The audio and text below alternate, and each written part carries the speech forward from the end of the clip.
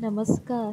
आज आपण वांग्याची भाजी थोडीशी पातळ आणि मस्त अशी करणार आहे. त्यासाठी पातेलं तव्यावर घेतलेलं आहे. त्यामध्ये तेल गरम टाकलेलं आहे. त्यानंतर लसूण टाकलेलं आहे आणि लसूण लालसर झाल्यावर शेंगाचं कूट आणि चटणी टाकलेली आहे आणि हे दोन्ही एकत्र असं मिक्स केलेलं आहे. त्यानंतर वांग्याचे काप करून मी पाण्यात टाकलेलं आहे.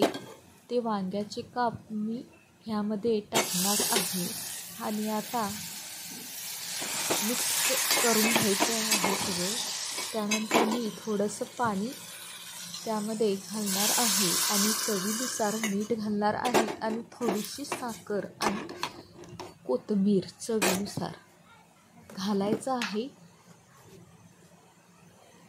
अशी भाजी ट्राय करून बघा, मस्त लागेल. आणि भाकरीसुद्धा केलेला आहे, भातसुद्धा शिजलेला आहे.